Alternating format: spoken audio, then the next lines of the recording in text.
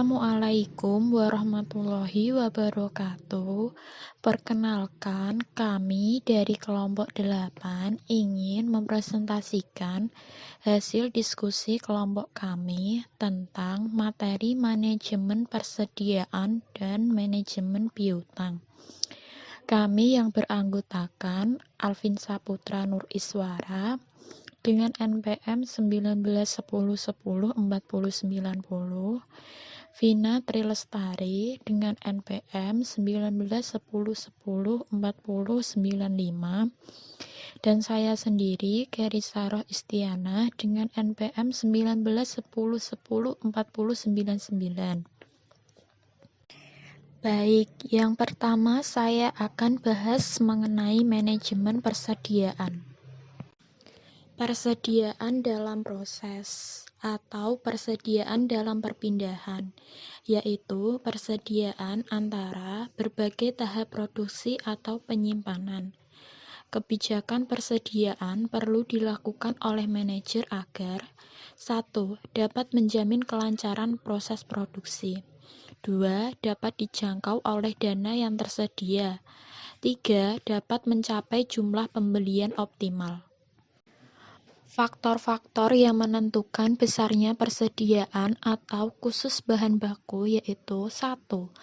Lead time atau lamanya masa tunggu bahan yang dipesan datang, 2. Frekuensi penggunaan bahan selama satu periode, 3. Jumlah dana yang tersedia, 4.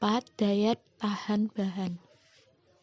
Economical order quantity atau kuantitas pesanan yang ekonomis adalah jumlah bahan yang dapat dibeli dengan biaya persediaan minimal atau jumlah pesanan bahan yang optimal. Dalam pengelolaan persediaan bahan ada dua jenis biaya yang dipertimbangkan yaitu 1.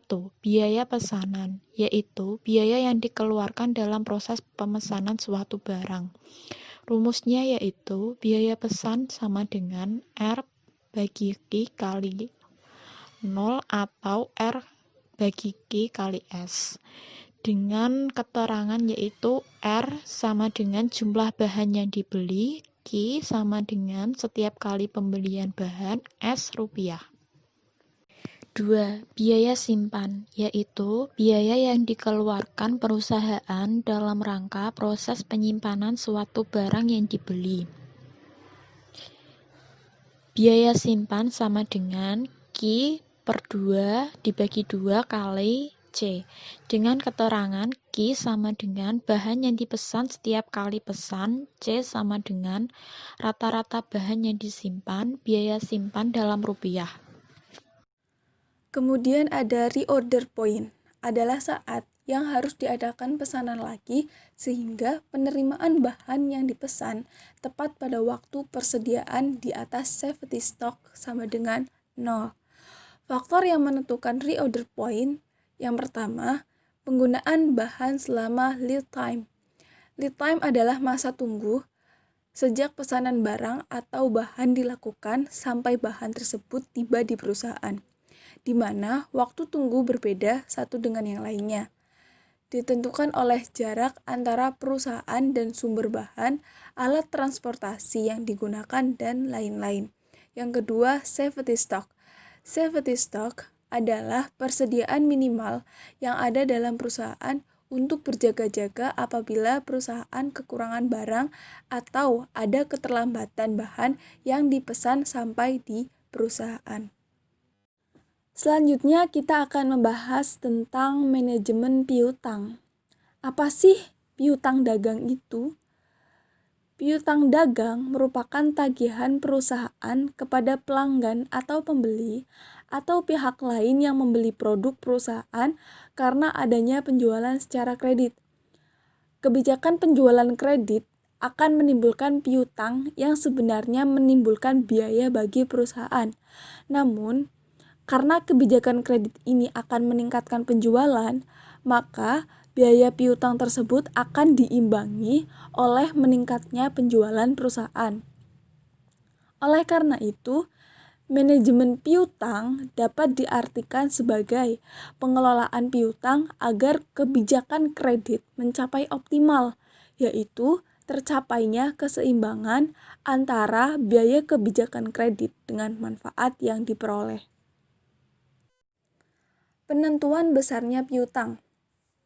Besarnya investasi pada piutang ditentukan oleh dua faktor, yaitu pertama, besarnya persentase penjualan kredit terhadap penjualan total. Yang kedua, kebijakan penjualan kredit dan jangka waktu pengumpulan piutang atau penagihan piutang. Berikut kami sajikan skema tentang faktor-faktor yang menentukan besarnya piutang.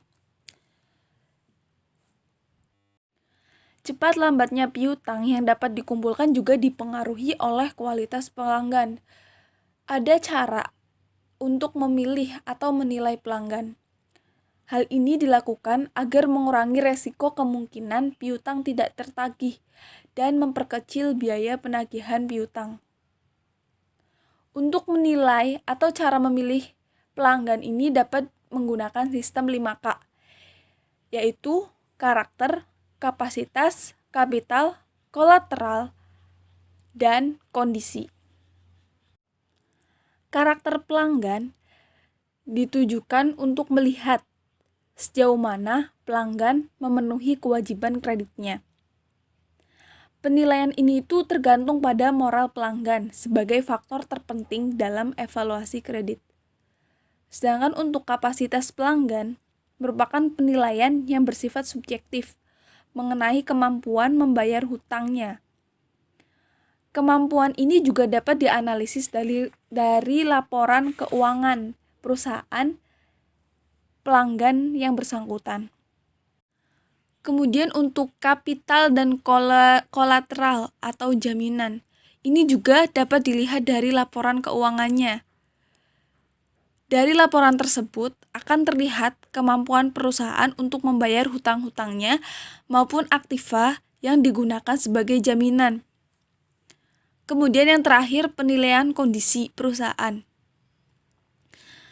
Kondisi ini juga sangat dipengaruhi oleh kondisi perekonomian pada umumnya, yang akhirnya akan mempengaruhi keadaan pelanggan. Kemudian, untuk penilaian kapital dan kolateral juga dapat dilihat dari laporan keuangan pelanggan tersebut. Laporan ini akan melihat kemampuan perusahaan untuk membayar hutang-hutangnya maupun aktiva yang digunakan sebagai jaminan. Dan yang terakhir adalah kondisi perusahaan. Kondisi ini sangat dipengaruhi oleh kondisi perekonomian pada umumnya, yang pada akhirnya akan mempengaruhi keadaan suatu pelanggan. Skema perputaran piutang. Piutang yang ditimbulkan karena penjualan kredit akan menentukan besarnya tingkat perputaran piutang. Perputaran piutang merupakan periode terikatnya piutang sejak terjadinya piutang tersebut sampai piutang tersebut dapat ditagih dalam bentuk uang kas dan akhirnya dapat dibelikan kembali menjadi persediaan dan dijual secara kredit menjadi piutang. Rumus untuk mencari tingkat perputaran piutang. Perputaran piutang sama dengan penjualan kredit dibagi rata-rata piutang dikali 1. Pengelolaan pengumpulan piutang. Pengelolaan pengumpulan piutang harus memperhatikan prosedur yang digunakan untuk menagih piutang. Yang pertama yaitu pengumpulan piutang untuk penjualan tidak berdiskon. Kebijakan kredit yang optimal yaitu keseimbangan antara manfaat yang diperoleh dengan biaya yang dikeluarkan dalam pemberian kredit tergantung pada kondisi masing-masing perusahaan. Untuk itu, perusahaan, dalam hal ini adalah manajer kredit, harus memantau secara teratur jangka waktu pengumpulan piutang dan schedule umur piutang dari masing-masing debitur. Yang kedua, pengumpulan piutang untuk penjualan berdiskon. Untuk meningkatkan penjualan, perusahaan sering memberikan diskon atau potongan tunai kepada pembeli yang mampu membayar pada periode waktu yang ditentukan. Adanya diskon tersebut menguntungkan bagi penjual dalam dua hal. Yang pertama yaitu Penjual dapat memperbanyak pembeli baru yang menganggap bahwa diskon merupakan suatu penurunan harga. Yang kedua, diskon akan memperpendek penagihan piutang karena pembeli akan segera membayar hutangnya pada periode diskon yang ditawarkan. Resiko penjualan kredit.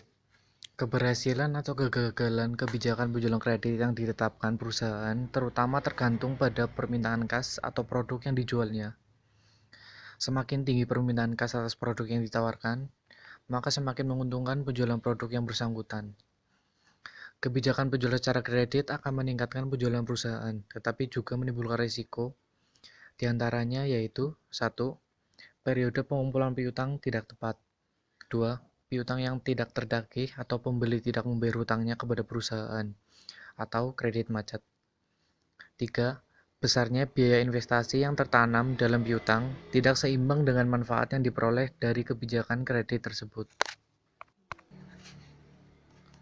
Kebijakan penambahan jangka waktu kredit. Kebijakan penambahan jangka waktu ini dapat dilakukan dengan memperpanjang jangka waktu pengambilan kredit. Namun, perpanjangan jangka waktu kredit akan meningkatkan biaya yang harus ditanggung oleh perusahaan. Perpanjangan jangka waktu kredit dibenarkan apabila hasil return yang diharapkan dari perpanjangan waktu kredit tersebut lebih besar daripada biaya yang harus dikeluarkan akibat kebijakan tersebut. Sebaliknya, apabila perpanjangan jangka waktu kredit mengakibatkan biaya yang harus ditanggung lebih besar daripada hasil yang diperoleh, maka kebijakan tersebut tidak menguntungkan. Akhir kata, dari kelompok kami, kurang lebihnya kami memohon maaf dan terima kasih atas perhatiannya. Wassalamualaikum warahmatullahi wabarakatuh.